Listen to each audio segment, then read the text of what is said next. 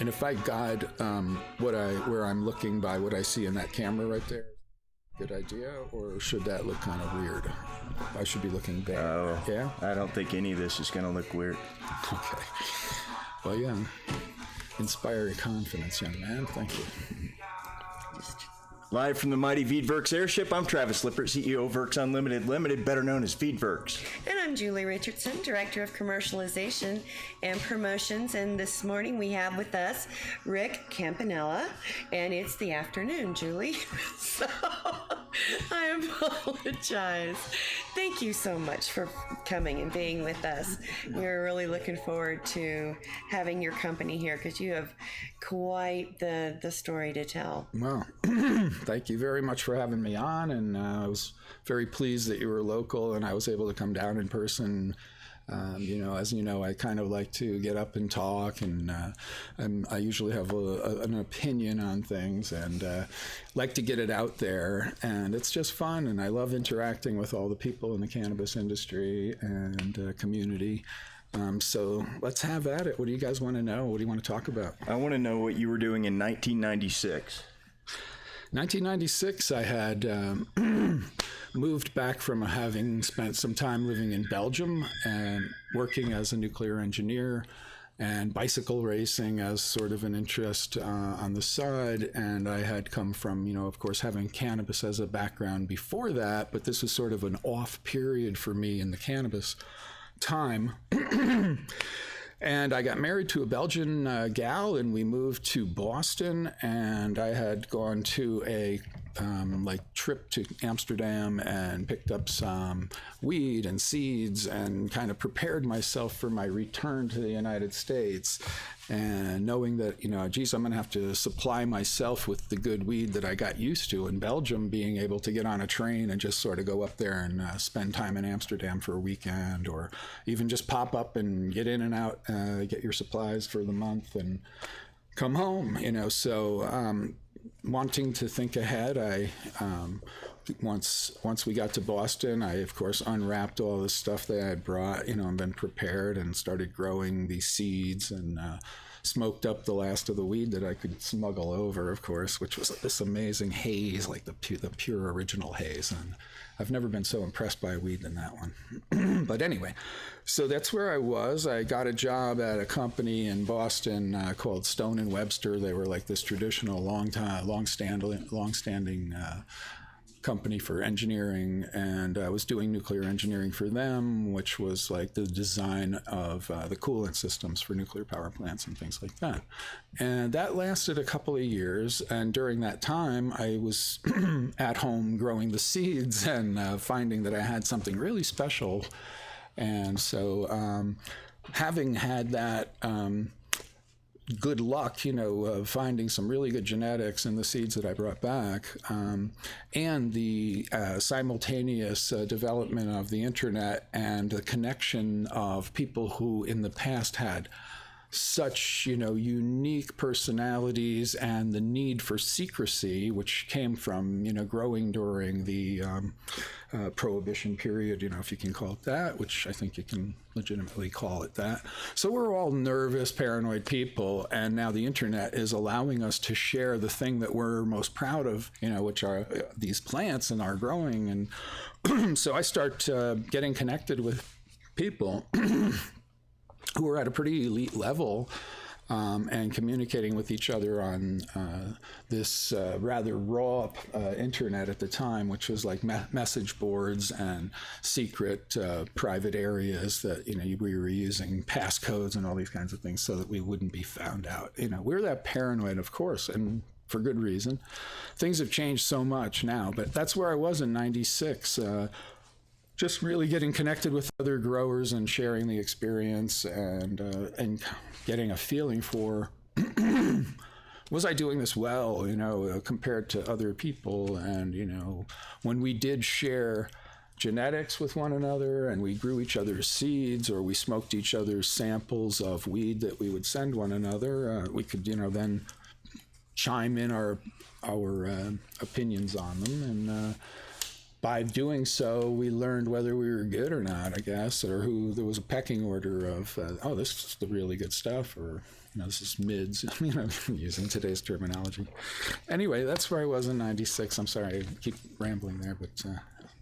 that is the entire purpose of this hour. You want me to ramble, don't you? I want you to ramble. I love it. So you got the right guy. So when you were compared then against all of these people, you evidently turned out to be one of the ones who had your stuff together. It was one of those things where, I feel like I was fortunate that I tripped over the right thing, and in the vetting process, it came out that, gee, that's really exceptional.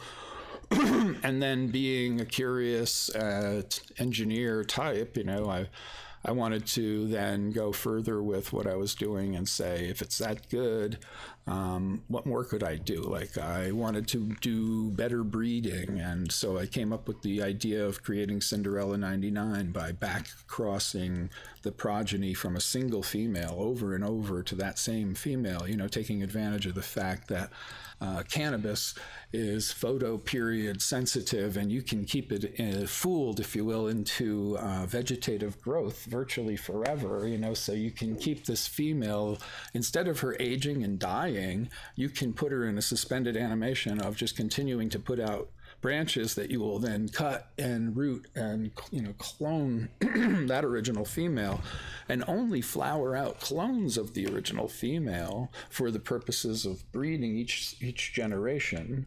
And then each time you have a generation, you choose males from it, or a male, and pollinate the original female, and each time you're increasing the percentage, if you will, of the genetics of that original female, because just follow through the first couple of generations, you would have this female being crossed to any given male.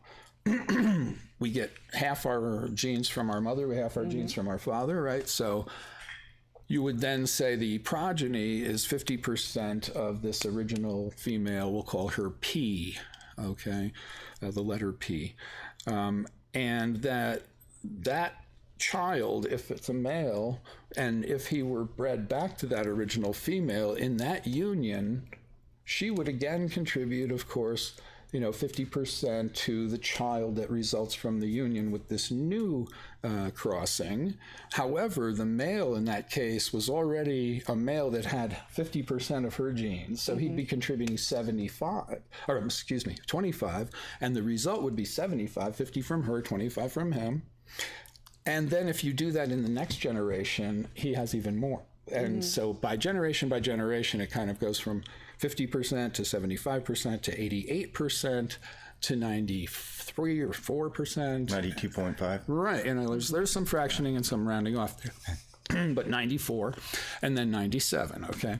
So by the time you get to 97%, that's basically all the genes from the original female, and that seed line should be really stable and representative of her genes, right?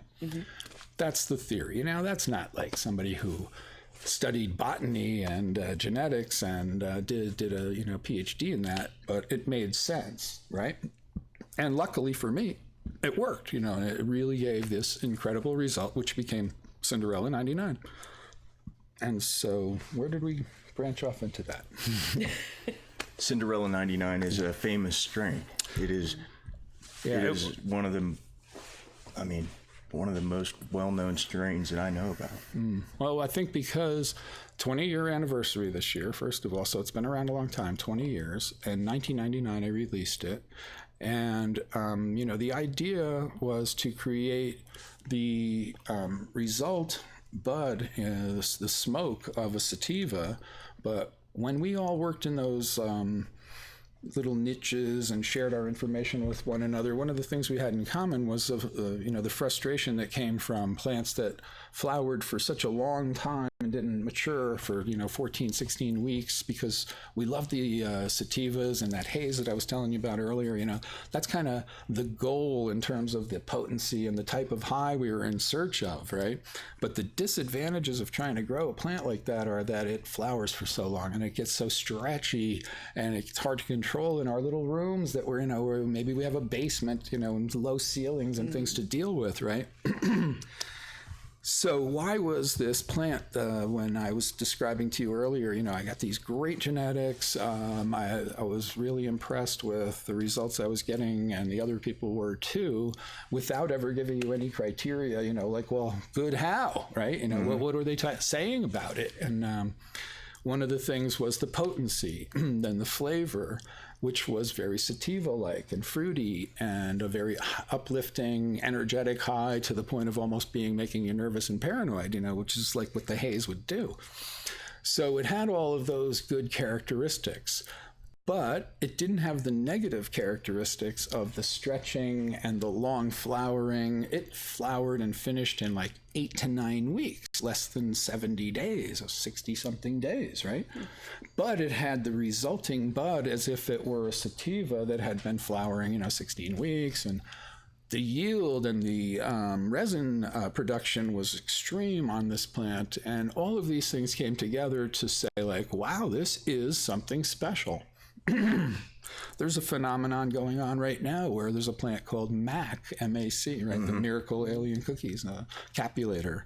Great guy. I mean, I've met and talked with him, and very impressed with this young guy. And my point being, now the shock of seeing such a resin production on a plant, like when you see this MAC cut and how it just has incredible resin production, that was the kind of effect we had when we saw Cinderella, when we first see, like, wow, this is massive resin production. But today it's sort of like, yes, this is what's the expected resin production in a high-end cultivar, right?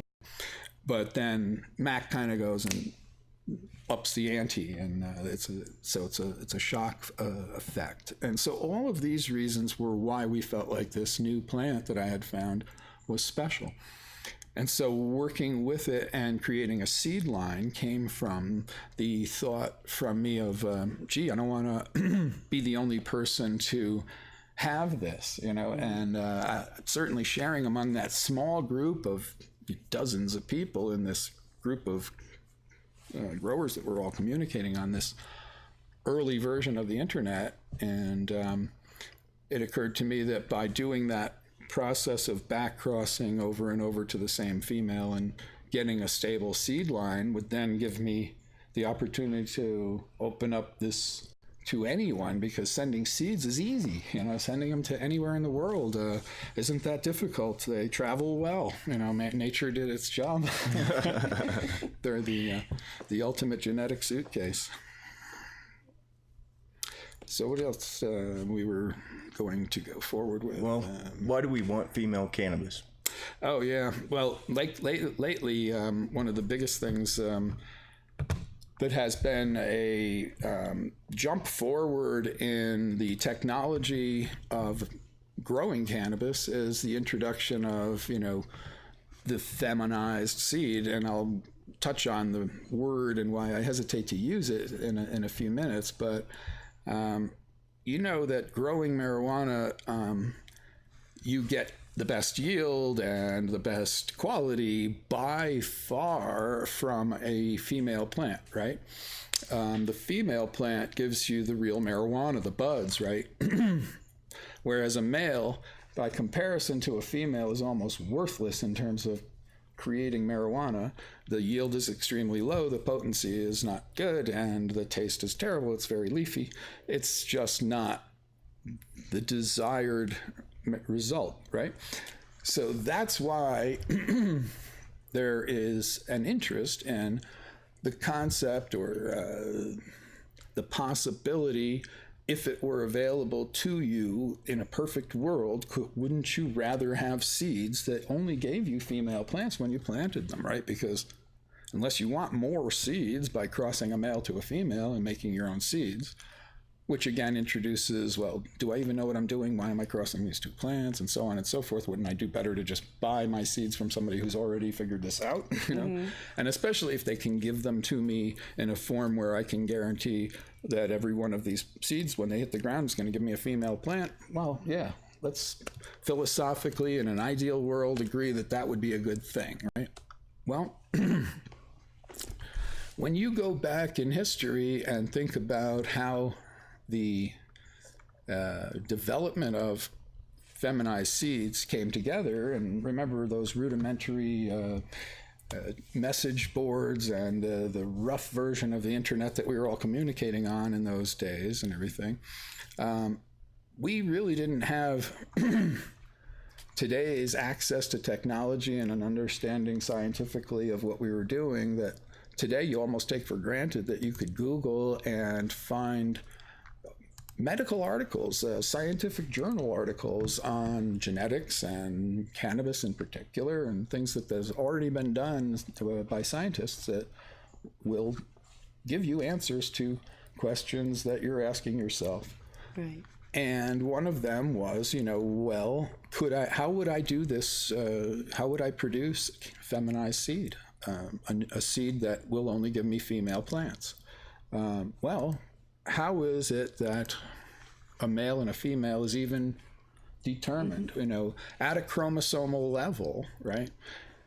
We're separated by the Y chromosome, right? And the way that manifests itself in the breeding mechanics is that the male cannabis, you have this picture up of a male cannabis plant, and the flowers, when they open, release pollen, right? Mm-hmm.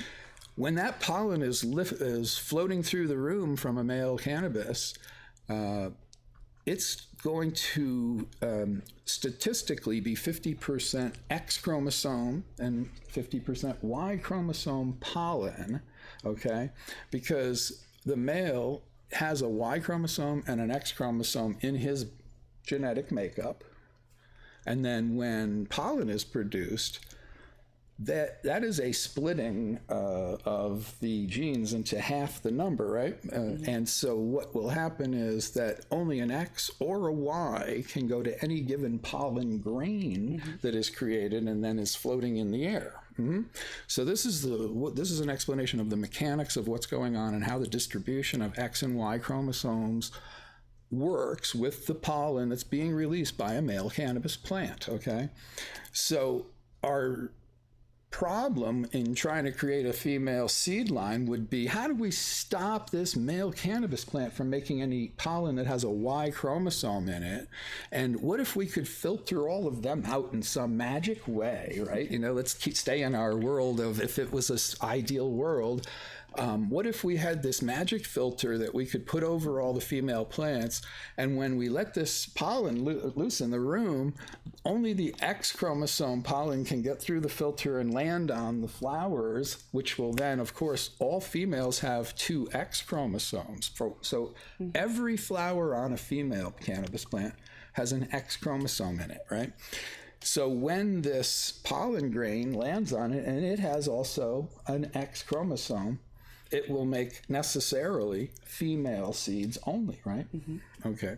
So the problem is there is no such magic filter that we can stop the male from making, or blocking all of his Y chromosome pollen. So there has to be a better way of doing this. And what happened was, way back in the day, the guys realized that a hermaphrodite, we need to touch on what is a hermaphrodite, right? And then the story, the plot thickens, and we'll be able to move into, how female seeds are made, like, mommy, where do babies come from? Right.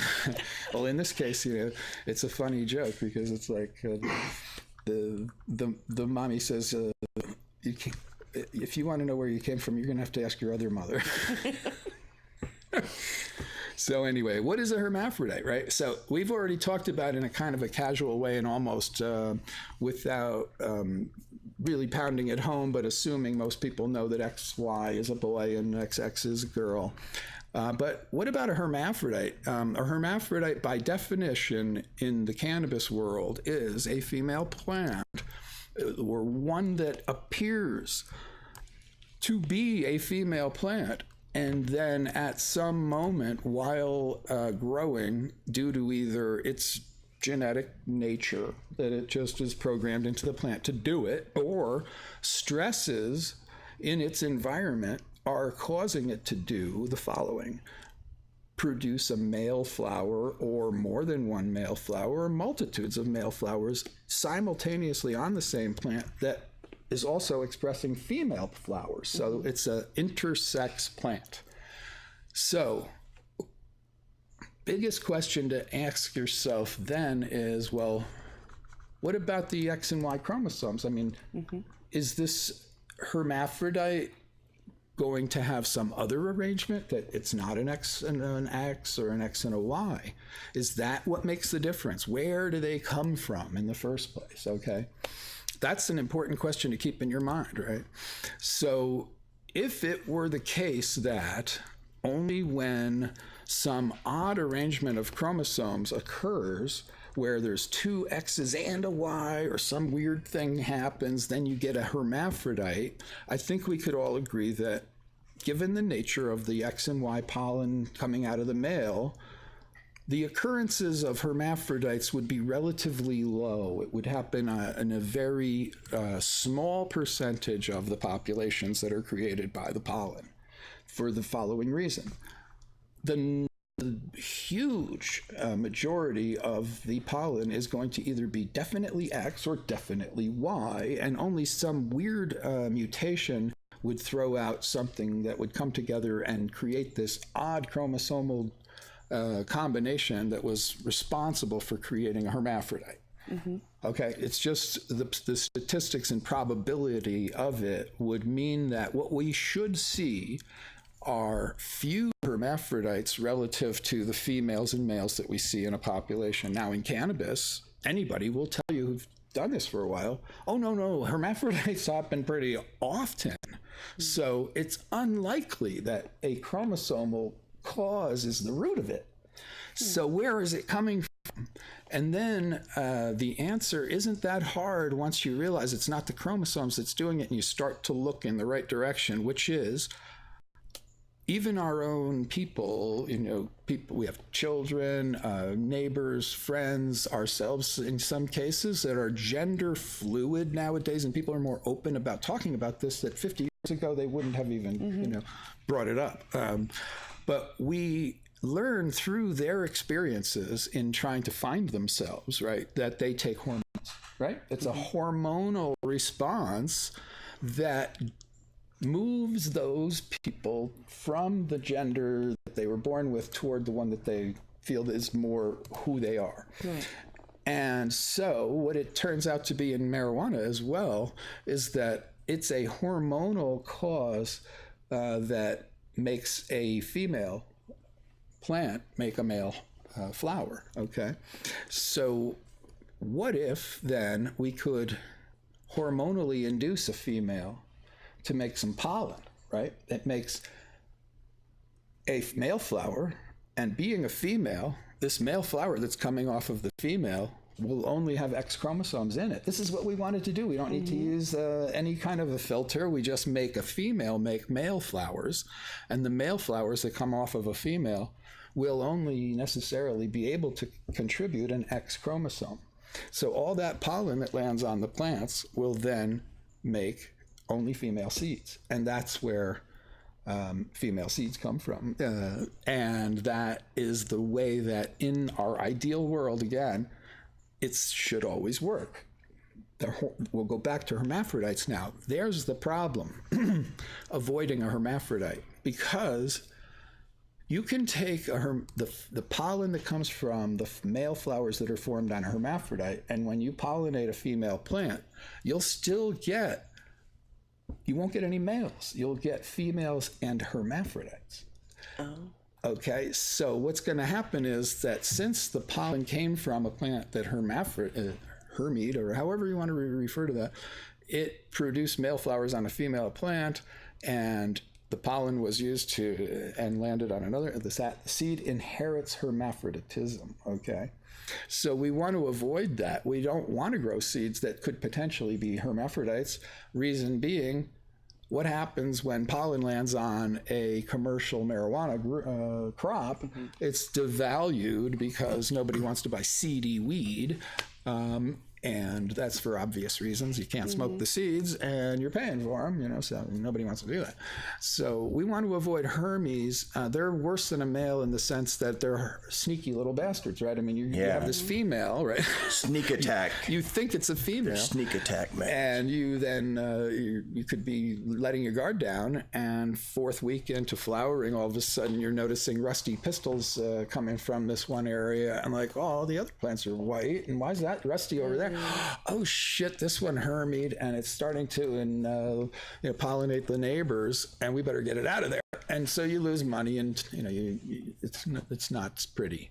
So you want to avoid hermaphrodites, but you want the female seeds. So it seems like almost a contradiction, right? You know, and many people can't get around that contradiction, and I can understand why, right? So here's the contradiction. I have a female, and I've caused it to grow a male flower, right? And doesn't that automatically make it a hermaphrodite? Aren't you breeding with hermaphrodites? Well, here's the way around that.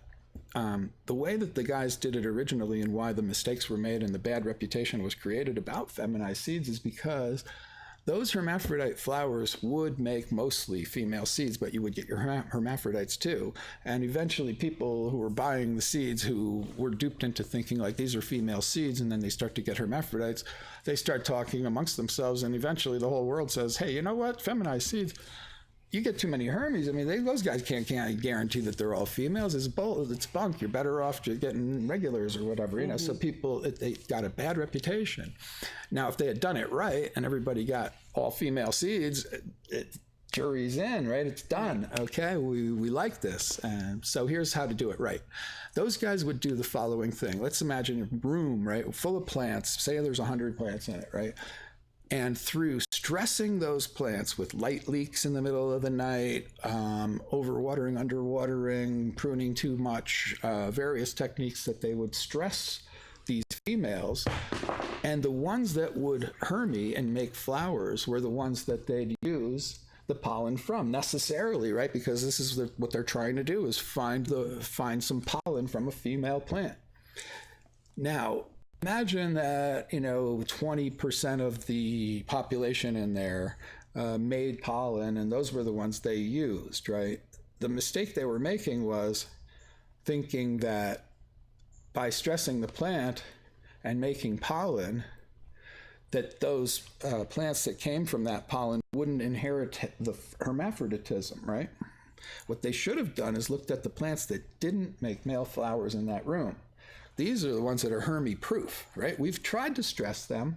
They don't seem to react to the stress by making male flowers. They're therefore, by definition, not a hermaphrodite.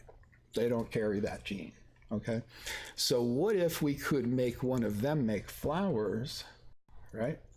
Male flowers, and make pollen? It wouldn't have the hermaphrodite gene, and you could make pure female seeds then. It seems a lot to ask, but here's the key to that. Remember, hormones cause the gender fluidity, right? Right. And the stress resulted in the flowers. So the stress is triggering a hormonal reaction in the plant to make the flower. So is the stress really necessary? No. In fact, the ones that don't react to the stress by making the male flowers are the anti-hermaphrodite plants. And if you then skip the stress part and just jump to, well, then I will hormonally induce one of these anti-hermaphrodite females to make pollen, then I will have pure female pollen that doesn't carry the hermaphrodite gene, and I can guarantee these seeds to be all 100% female. So how do you do that? Well, it turns out that if you spray a female plant while it's in its early flowering stages, like the second week of flowering, when you see little clusters of pistils, you spray it with a dilute silver thiosulfate spray. People also use colloidal silver, right? And it's the silver that's in each of those two things that's in common, you'll notice, right? Silver, thiosulfate, and what's the other one? Colloidal silver, right? Oh, come on, bear with me, right? Okay, so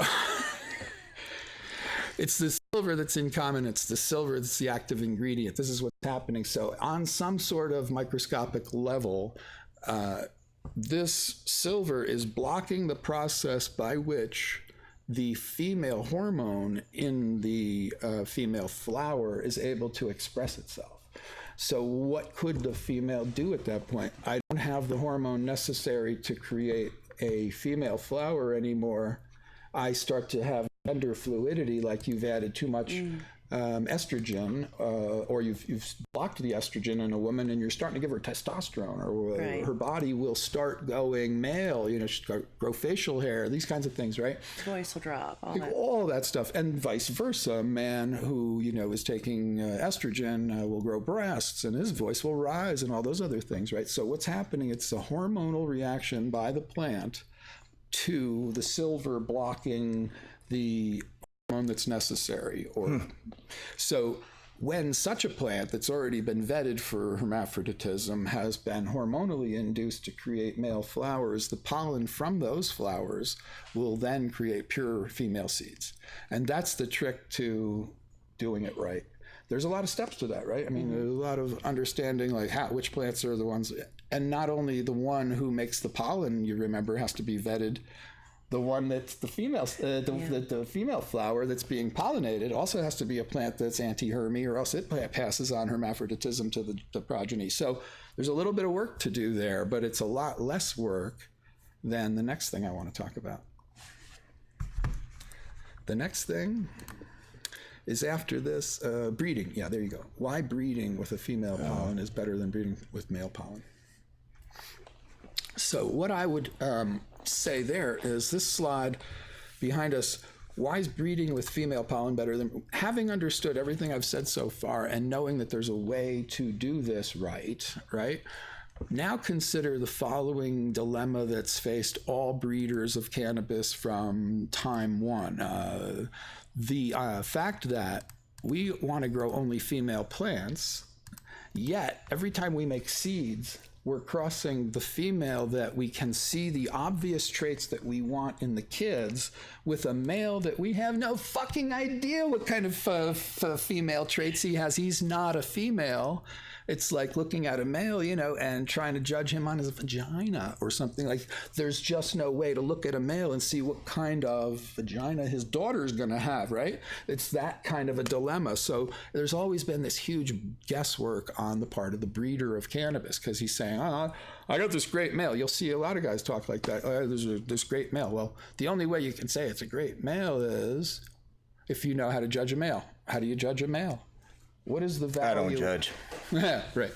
In breeding cannabis, the value of a male is the quality of his daughters, right? You don't care what his sons are like. It's basically, you want to see what kind of female seeds come out of this, right? So the quality of the male depends on the quality of the daughters he creates with the female that you already know has great qualities, right? So there's this huge 50% of the equation that's guesswork. It's a guess. It's a feel thing. I mean, I'm a guy who, I admit, I go by feel a lot, but that's something that you're really going out on a limb and saying, so it requires a lot of testing then.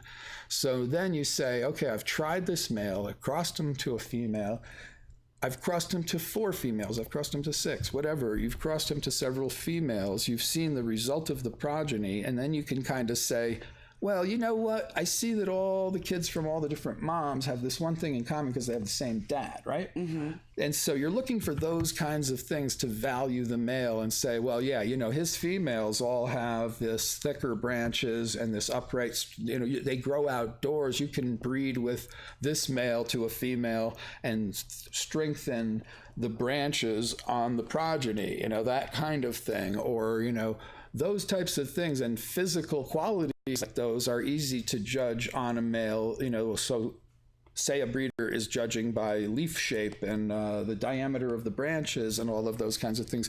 He can pass those neutral properties onto his progeny, right? Those are obvious things. What we're concerned about those, what about resin production? What about the yield of the female buds and the shape of them and those kinds of things? What color pistils, those kinds of things. Chemical makeup of the bud itself. Right. You just don't know what female qualities the male's going to pass on to his daughters until you've done some testing of the progeny. And that takes time, space. And one of the things about the early days in cannabis breeding and growing is that we did things in the darkness of, hiding from prohibition. You didn't really have the huge spaces to work with to have significantly statistically significant populations that you're dealing with that you can draw determinations from that are sound. You're judging from smaller populations than would be necessary to really stand firmly on your conclusions. So all of those things kind of combine together and make it so that it's unlikely that the breeder took the time and used the space to do what he thinks he's doing confidently. So there's all this element of doubt, right? What if instead you could take two females, right, and cross them where their female qualities from looking at them, right? And one of the things about genetics is what the parents have is likely to be passed on to the children. Like begets like is the way Mendel put it, right? So you then have this almost immediate combination that's predictable. That you don't have to then spend time and space in gardens to test that the male had the quality you thought he had, and so on and so forth, right? Because now you're talking about bringing together two females. There's a slide after this one. I think that this is, by the way, if anybody's wondering where we're getting these slides from, I use them during my presentations when I do Canicon's seminar on, I call it Everything You Wanted to Know About Feminized Seeds But Were Afraid to Ask. It's kind of a takeoff on the Woody Allen movie. So we're breeding for female traits like resin production and flower structure. A male cannabis plant doesn't express, this is a repeat kind of what I was just talking about, but you can look at the words now, right? So the male doesn't express any female traits. He's a male. And by properly choosing a male plant, it's a challenge because of the only real measure of the male being his female offspring, right? And testing the male is tedious and time-consuming, So most breeders just guess when making this important decision, right? And then we talked about because of the fact that the early breeders used those hermaphrodite pollen sources, obviously they got a lot of Hermes, and that's where the bad reputation came from.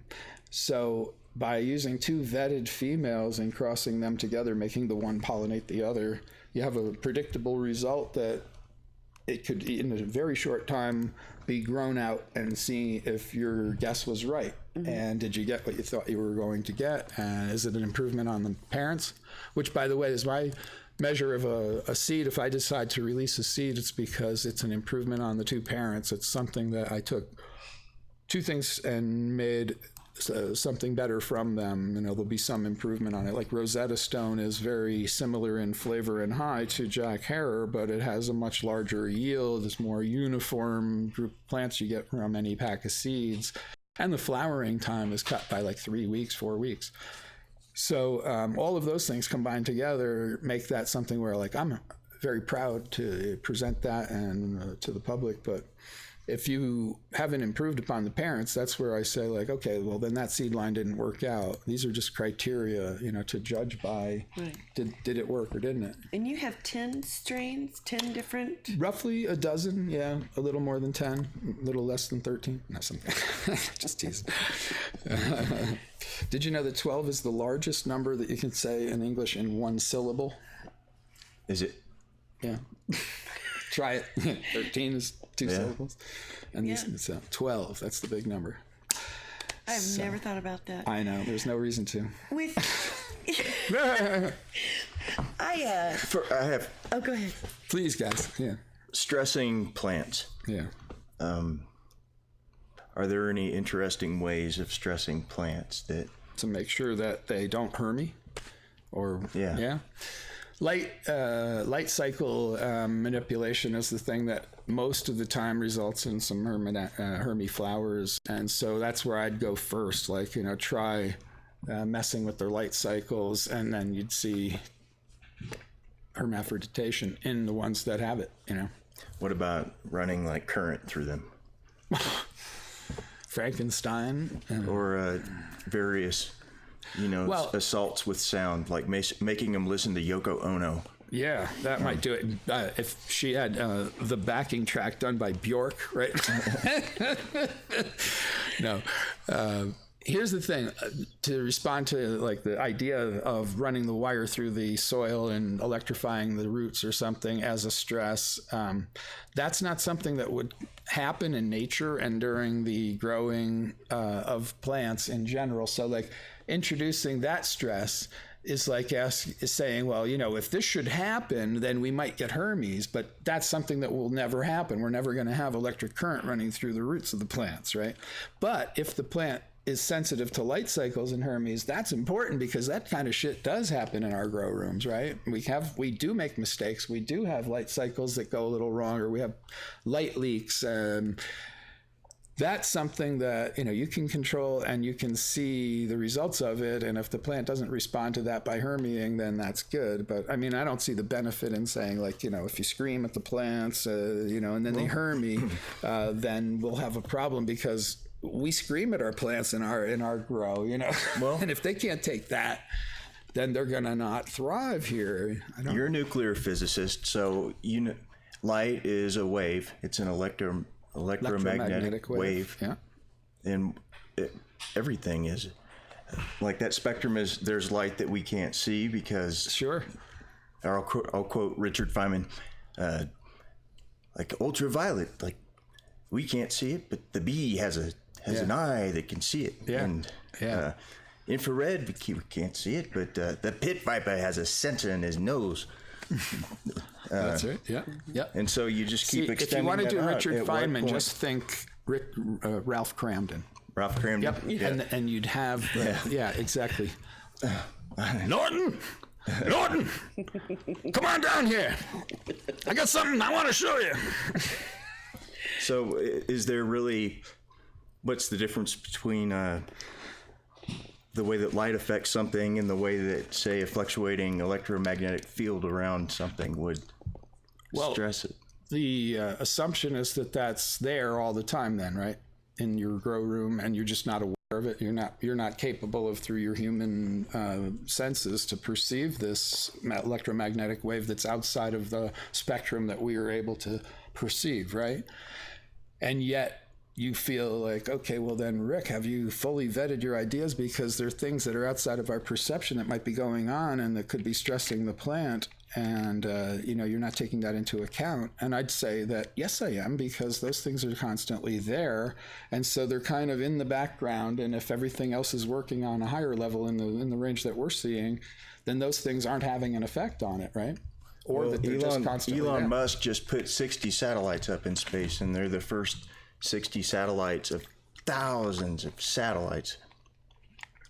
Because for such a long time we didn't put satellites up, and there's been a dry period. We're getting ready to bombard our planet with a new kind of radiation that we haven't really been exposed to 24/7 ever, and they're going to bombard our plants with it at the same time. I did not hear anything about that.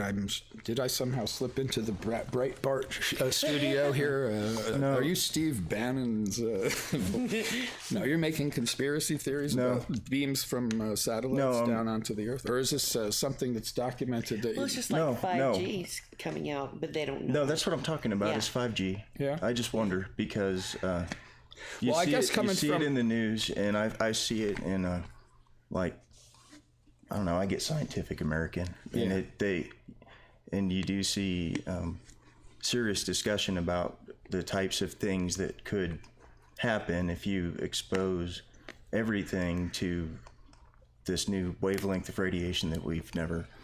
Well, there was a thing on the news just last night about how schools are renting out their walls to put these towers on. And do we really want 5G constantly being exposed right to over our your children and so on? Yeah. Well, I guess the assumption is on your part that like there's something that could be wrong with that, and that there's a safety hazard that hasn't been fully investigated, and we could be putting people at risk, and yet the government is allowing permits for people to put these huge projects up in the sky and beam beams down on us that they're unsure of the results that they might achieve with that. And at the same time, this is the same people who don't want to let marijuana be legal because it's too dangerous. For me, I mean, I think that the latter kind of cancels out the possibility, because like any government that is not going to allow people to smoke something harmless like marijuana certainly wouldn't beam down dangerous waves on us, would they? Yeah. Bah! Well, the fluoride wasn't. They're looking out to. No, I'm just kidding down. around, obviously, but actually, to follow along with your point, look at TV and the ads that are on TV. Is there a large percentage of the American public sitting home watching TV that are medical doctors? Because like every 10 minutes, there's a prescription drug being advertised on television, right? Is that to the right demographic? Is the average person supposed to hear about a prescription drug that nobody's prescribing to them and that they can just use their imagination? Maybe I need that? That seems very underhandedly cruel and the worst kind of capitalism. Well, the worst kind. It's like very, what do they call it? What's that guy? Machiavellian philosophy of like, a way of just raping people, willy-nilly because you stand to profit from it. But I really object to that sort of thing. Like, wow. And I'll add another layer to that because like when you do listen to these prescription drug ads that you shouldn't be exposed to in the first place, what's the thing that they all have in common? The side effects. And the side effects are worse for you than the thing they're trying to cure almost, like in a lot of cases, like, well, it's an antidepressant drug, but you might want to kill yourself. Like, how does that make sense? How did the FDA approve that? If somebody could say that about marijuana, right? Like, oh, well, it makes you feel happy, but at the same time, you're kind of suicidal. They'd be a lot even more strict about banning marijuana. Yeah. Right? There'd never be illegal marijuana if anybody could legitimately say that about that. But they can actually publish and advertise and warn the public that these are the consequences of this drug. If you take it, really, the nerve. So. I follow a little bit of, like your rage at the inequity, injustice of some things like that. But I guess I don't know enough to comment on things like flying satellites and beaming 5G waves down on us. And my assumption there is that it's a safe waveform. Our bodies are constantly having nuclear particles from space passing through us, billions per second, and we don't even know it. Well, I guess we're durable to that sort of thing because we're not falling apart from it, right? So you'd have to assume if those things that we're not able to perceive were really a problem, we'd be seeing some evidence of, well, gee, it's doing this to people, right? And when you start seeing something doing things to people, then you need to say, that's a fact. This is a causal chain. This causes that. We should stop doing that. It's like the doctor joke, right? Doc, it hurts when I do this. Would they advise you? Don't do this. Yeah. See, keep a joke in your pocket. There you go. Do you feel like you go to these events and you'll hear people talking about how they've crossed this, that, and the other, and named it all these abominable combinations of names, and it just seems like it's a lot of irresponsibility going on. Talking about the Hermaphrodites, isn't that happens when the plant is under stress of survival? Because is my understanding, because I know there's some frogs that'll do that. No, you're right. If there's a whole lot of males one year, well, then the next year the frogs will lay a whole bunch of female, and kind of balance it out. Reptiles and amphibians have that, sort of shifting, but not a plant where it's a dioecious plant normally, but... you don't feel like they're trying to balance out their world a little bit? Well, you're kind of, what they call that, Anthropomorphizing. Thank you. My tongue is a little twisted on that word. Oh, I couldn't have said that if I wanted to. Anthropomorphizing. And so that you're giving human qualities to something that's not a human thing, like the plant has a desire to mate, when it senses that the air is just not, there's no pollen, and so out of frustration, the plant just miraculously shifts like a frog or a iguana or something, and to try to survive. And I've even said in the past that that could be a contributing factor. I just don't think it's something really we can measure, but it's certainly it's kind of what came first, chicken or the egg? Does it do this because it senses that it needs pollen in the air, or is it the fact that the lack of pollen in the air is just causing it by some botanical or genetic code, right?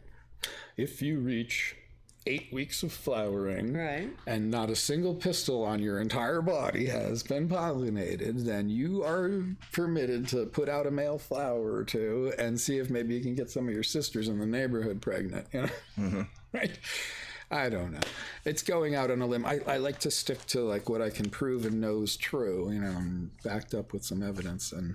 But I do also enjoy, as we were talking earlier, philosophical questions of, how might one live, and, are we really able to listen to news, even if, there are many people today who will say, oh, I'm a news junkie, my opinion is very well informed and neutral, right? Nice. And if you listen to, who was it?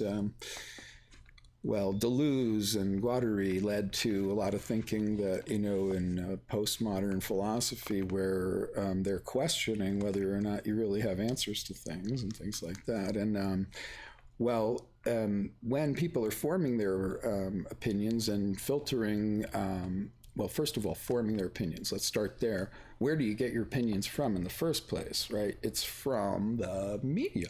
Whatever, you can't sit in a vacuum in a room and know shit other than what you can think up in your head and be imaginative and creative with, in your own mind. But when you're going to form opinions about things that are happening outside, it's going to come to you through some source, right? And that source will necessarily inform you with a slant of their choosing. And, a newspaper is $1.25. Do you think you're going to get factual information for $1.25? And daily like that? So the tendency is to not realize that we're all being influenced by the media and the things that we're perceiving and forming our opinions from. And even when, now this is the second level, you hear people say, no, I'm a news junkie. I really listen to like Fox and CNN and, NPR or whatever, and they're trying to get this bigger picture understanding, and they're trying to convince you that no, unlike yourself, who only is tuned into the mainstream media, I have these other special sources of information that I've been fact-checking and running, the numbers and really comparing everything to come to the conclusions that I come to, which are much more valid than yours for that reason, right? Well, what they're missing and what they're kind of bamboozling you into thinking is that there isn't a process in their mind when they are going to all these different sources where they're not already of a certain opinion and looking to validate it by means of all of the information they're getting from this array of different sources. So have they really done anything more than dig their heels in and entrench themselves in an opinion that they had at the outset, right? And you shouldn't be convinced that people who claim that aren't completely full of shit. Well, you got to appreciate their desire to want to know. I do. I think that intellectual curiosity is to be commended, and I try to pursue many things myself. But don't be deluded that you're so open-minded because you listen to a lot of different news sources or something. I guess is the point. It's a kind of a thing that it's a current.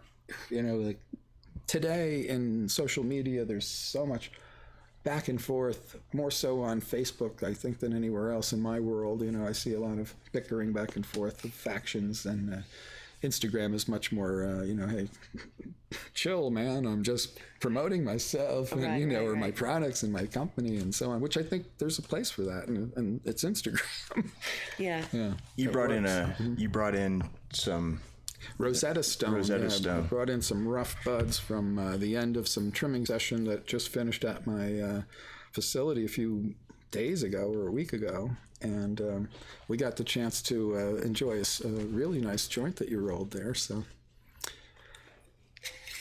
oh please,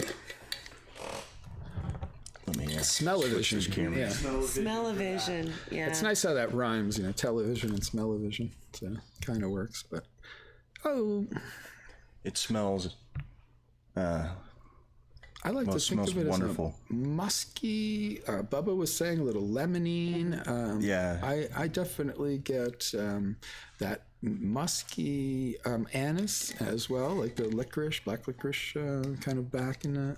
And well, the lovely thing about it is not only the aroma, but the flavor, and then the high is very pleasant. It kind of puts you in a good mood, and you feel good around everyone, and it's upbeat. You're not sleepy. It doesn't put you into the weeds.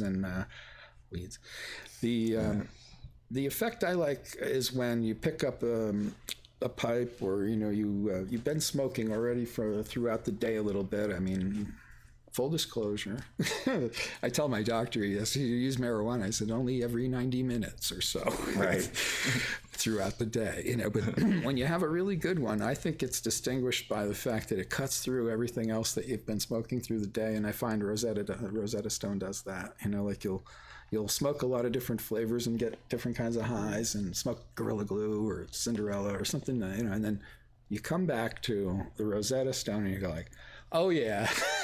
Right. This is nice. I don't know. That's the effect it has. And I've been really crazy about Mac lately, of course. I tried to breed with it a little bit to sort of spotty results, and I'm working it out. That's a time-consuming thing.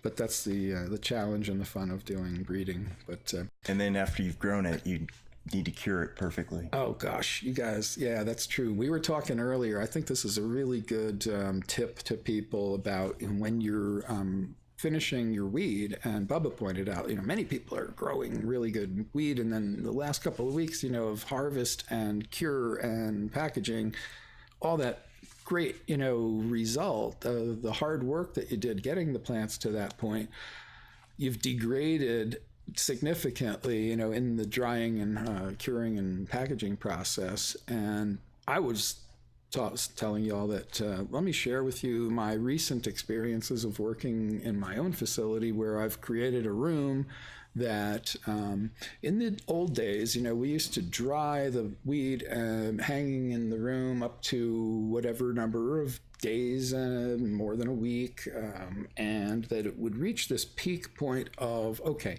now it's perfect, and if you were to trim it right now, you'd have perfect buds, and they'd be the perfect humidity, and you package them up into mason jars or whatever it is, and away they go, and you've locked in and sealed them at peak freshness, right? Maybe a little bit of opening and cracking over the next week or something, some people would advise, and it's not a bad idea. But my point is that going through all of that is a rushed process that needs to completely finish the process of trimming all of what's been dried, because of the fact that on that day it's ideal, perfect conditions. We better do it now. Make hay while the sun shines, right, is the old expression. But maybe I was being stupid, and maybe somebody will say, well, this answer is obvious. Anybody would have thought about this and figured it out. But what I did was I added a humidity control to the room, where I could add or take away humidity and get it to be zoned into in the room where everything's drying. And so then I turned it into what I call a humidor, right? Because I am able to control the humidity in there. And this allows me to, once the weed is dried and reaches that peak perfect moment, sort of lock it all in by setting the humidity to, say, 55%, 60%, and it's holding that until you can then go into your humidor, take out whatever you feel comfortable to be able to trim in the session that you have planned. Even if it's like, I only have an hour, but I really like to trim up a little jar of weed. I have half the day or all day, and you judge for yourself, but you're holding the weed at a humidity that is perfect or maybe slightly more humid than it needs to be, because you have to take into account that while it's sitting there and you're trimming, it's constantly losing moisture. So what I'll do is like take out the amount that I think I'm going to do from the humidor into the room where the trimming is done, and have it there while I work or others work with me, and then we're ensuring that it's being done at its peak. I mean, maybe that's obvious, but for a long time I was doing things where, oh, the room's ready. Oh, shoot, we got to do it all at once. And it's kind of nice to be able to get up and say, I only want to do this amount today, and so I'll only take this and put it aside and get it done. And I don't know. If that helps somebody, great. I hope so. I think it'll help a lot of people.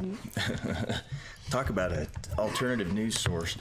You know a lot of stuff. Well, we were talking on the subject of drying and curing too. I came across this. I did an experiment that I got a freeze dryer. Right, it was part of this making rosin that I got encouraged to do, and I went ahead with it. And I got the Sasquatch press, and I got the.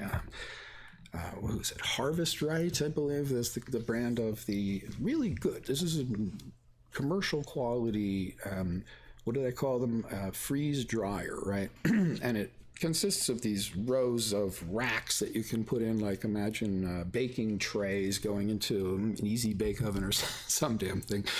Anyhow, fairly expensive piece of machinery. I get these things with the intention of making rosin by bubble bagging the trim and buds and such or whatever, and then taking the result from the bubble bags, this wet resin, right, which then needs to be dried out before you can press it. And if you just let it air dry over time, it's okay to do that, or people freeze it and then they scrape it with microplaners, and this whole process is very... Now, I'm averse to a lot of manual labor and labor-intensive processes like that. Turn me off, right? So I'm thinking, well, this sounds like a good idea. We take the bubble bag wet resin, right? And we're told, I'm not saying that I thought of this. This is following the directions of this method. We would then take the wet resin heads and put them in these trays, put them in the freeze dryer. The advantage of a freeze dryer being that you're not allowing all of this volatile aromas and terpenes to escape during the long, slow drying process that takes place naturally in an environment like a room. You are accelerating that drying process in the freeze dryer in a way that locks in the terpenes and aromas and so on by keeping them so cold at the time they're being dried that it's below the temperature of volatility for the terpenes that are contained in the marijuana. So I thought to myself, this all makes sense. Let's do it, right? I buy the equipment. And it turns out that the yield, I'm doing something wrong. Maybe the rest of you could tell me something, but I got a very low yield of resin from the bubble bags relative to the amount of bud that I was putting in, and it turned out that, look, I could have gotten more for the buds. And I go through this whole process where labor intensive as could be, expensive equipment is being used, time is money, and all of that's passing by. And I'm getting a result that gives me less money than if I had just dried the buds and sold them to people that would love to buy them, then, okay, this is not working for me. But what I did, since I had bought the equipment, I felt like, all right, I need to justify having it. And the press turned out to be some fun once in a while. We'd get some from our trim tray. The keef, they call it, right, under the little, and we scrape that all together, put it in a micron bag, and squish it, right? Now, this doesn't need to be dry, because it's already dry. It's coming off of the dry buds as we trim them. And so it made me start to think like, okay, the press was worth keeping. Every once in a while we'll do some dabs from and it's fun, right? You know, but it's not something that I like to do all the time. I'm more of a flower smoking guy. So I had a ton of frozen bud in the freezer that I had put aside thinking I was going to go through this bubble bag procedure, but my first day of trying it made me say, never again. I'm not going to do this. And I'm not talking this process or people who do it down at all. I mean, I give you a lot of credit. If you can make that work for you, that's wonderful. Email me. But it wasn't working for me anyway, all right? Maybe one day I'll turn this all around and say, I was doing it all wrong, and I'm sure that I am doing it all wrong. But I found that the press was fun to use the micron bags and the keef, but then here comes the freeze dryer, right? We get the freeze dryer. I've got all this frozen bud that I don't want to go through the bubble bag stuff with, and it occurs to me, I'm like, hey, what if we took the buds from the frozen, right out of the freezer, put them on the trays and put them in that freeze dryer, right? Theoretically, it's going to lock in all of the flavor and aromas, and in 24 hours or whatever the cycle it is, it's around 24 hours. If it's no more than 30 hours, I think it is. So the whole thing would be done when it comes out of the freeze dryer, and I'm crossing my fingers saying, let me stick this stuff in there and see what comes out. And then the next day when it's all done, we take out the trays and we find like the aroma and the taste of smoking the weed is all preserved beautifully. Like, it's just like you smelled it right in the grow room, and you've captured that. The oddity about it though was the texture. It's very dry, more dry than you would want marijuana in general. You feel that anyway when you're touching it. You're picking up buds that you have a feeling like, oh, that should have a certain density, and it's like, whoa, it's half that. It feels lighter than it should for the size of the bud. So there's that to consider. And then when you squeeze the buds, they're feeling kind of like a stale marshmallow or something. There's a kind of a resistance at first, and then it kind of gives a little, and it's spongy, but it doesn't spring back so much as it squishes. So I kind of was turned off by the textural result. However, the fact that it tasted so good and smelled so good, and I started to smoke it daily, and I'd take a little and put it in a pipe, and found that, gee, that sponginess of it and the density of it, it's almost perfect for burning, And what do we do with marijuana, right? It's to burn. So get over it. I mean, I'm like, I'm going to take these freeze-dried buds and enjoy them. And if anybody else ever tries that, I mean, I can advocate that it does work really well. And just imagine taking fresh bud from your harvest and putting them in this machine, and the next day you're taking them out, and they're perfectly smokable, excellent stuff that's as if it was a mason jar cured for a month. Wow.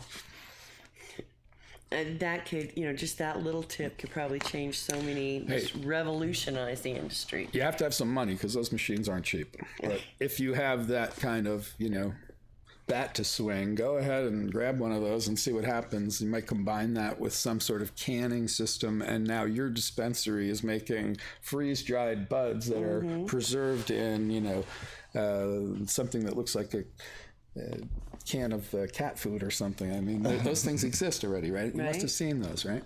And I'm starting to understand, like, this must be how they do that. Well, I'm thinking of the old coffee taster's choice freeze-dried flavor. Oh yeah, freeze-dried coffee. What a wonderful invention. Yeah, it's horrible. Unfortunately, yeah, right. I mean, but for this, yeah, you threw out the perfect example of where, like, this whole freeze-drying thing sounds wonderful in theory, there, Mr. Soul, but what did we see in coffee? Shit, I don't know. Well, I'm thinking your results may vary. What it could do as far as preserving the medicine itself, does it, keep its medicinal values when you freeze dry it like that? One would think that, it's locking in more of everything, right? Because you've gone from the starting point to the finished point of the drying and curing process, all in a shorter amount of time, leaving less time for the escape of the things you're concerned about, right? And unless you can imagine and discover a mechanism during this freeze-drying process where that stuff's being lost, then I would say, yes, you're right. It should lock in all those other things, yeah? And I don't see any way that in the freeze-drying process you're somehow destroying anything. I don't think so because either. Here's how it works. Let me stop you, Julie. I'm sorry. But in the freeze-drying process, people are, listening, and we're assuming like, okay, freeze-drying. You slide it into this machine, you close the door, and magically a day later, you're getting back this product, and it's dry, and it's locked in all this. Well, what the freaking hell is happening inside that machine? Let me stop for a second on that, okay? Because here's what's happening in the machine. It's first drawing a vacuum down in the chamber that all of this material is sitting. So it's now at a greatly negative pressure. It's a vacuum in there, okay?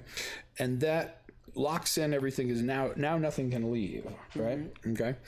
And so then each of the trays is brought to a freezing point, and then on a cycle of every so often, like minutes, the tray is allowed to warm up by only like 5 degrees Fahrenheit, okay? And during that process of rising the 5 degrees and then being brought back down to the original temperature over and over, the drying process is happening at a very low temperature. You can kind of understand that when you raise the temperature of something, there's some loss of vapor, water vapor going to happen simultaneously with that. But you would think that it's only like, imagine you're coming out of the shower, your hair is wet, and you're blow drying your hair, right? Generally you're using a warm air to do that, right? So it's the higher heat that's causing the drying or aiding the drying process, right? But who would imagine that you could have something that's frozen and raise its temperature to only a few degrees higher over and over, and during that process you're cumulatively drying it to the point that while never coming up to any high temperatures, the temperature differential at that low temperature was enough to cause drying to take place. It's pretty amazing to think that happens, but I mean, it's a well understood phenomenon. But that's what's going on inside your freeze dryer, and that's what makes it work. Is it drying through sublimation? Is that essential? Sublimation is when you go from one state to another and pass over one in between. Like you have the most common one is liquid. Sorry, what is that stuff? Frozen CO2, dry ice. Excuse me. Okay, that complicated term, dry ice, evaded me for a minute there.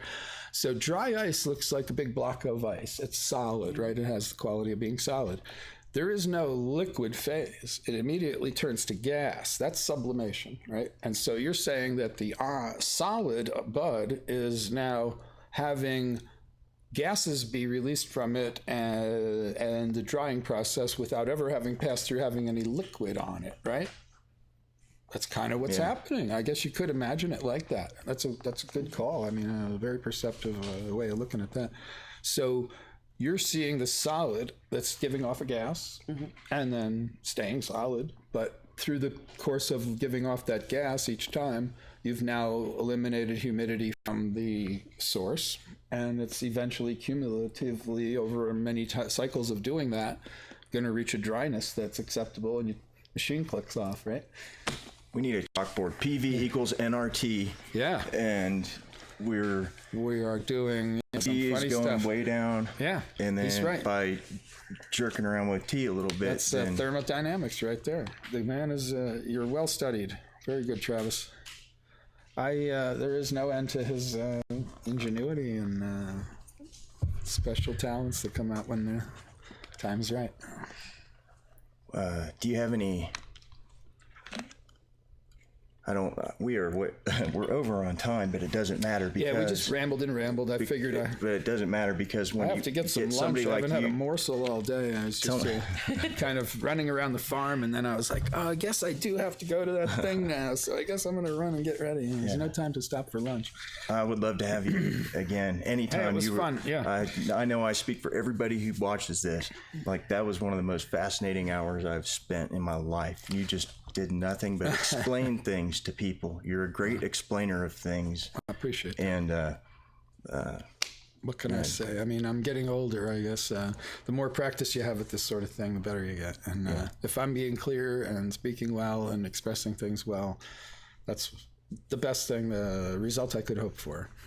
And I'm glad to be here for to do that. There are several people on the feed thanking you for the Cinderella and the Apollo. Oh, that's awful nice.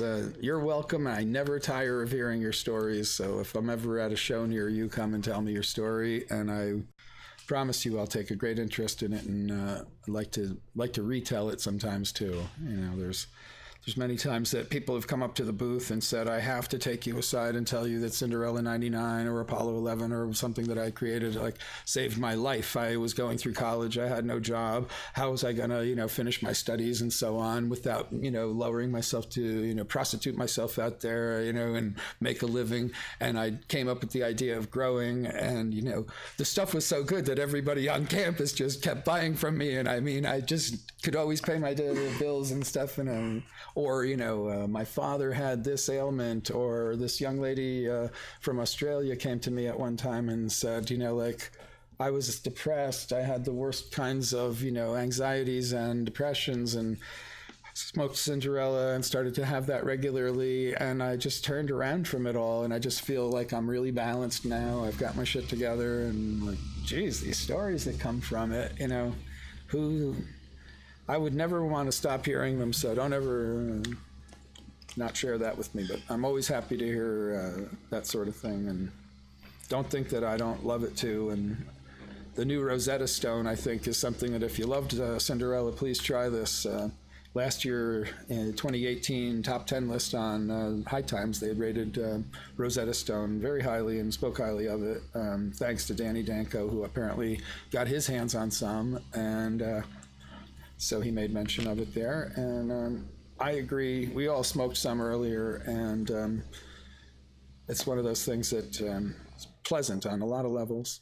And as a grower, you're going to like yield, resin production, short flowering time, those kinds of things. But very unique flavor and high. And obviously, we're feeling the effects right now. So let's cap it off, and I'll go get some lunch. And it was super, super nice to have wonderful Mr. Soul from Travis, Brothers Grimm Julie. Seeds. Thank you very much. Thank you so much. Thank you, Julie. Thanks, everybody, for tuning in.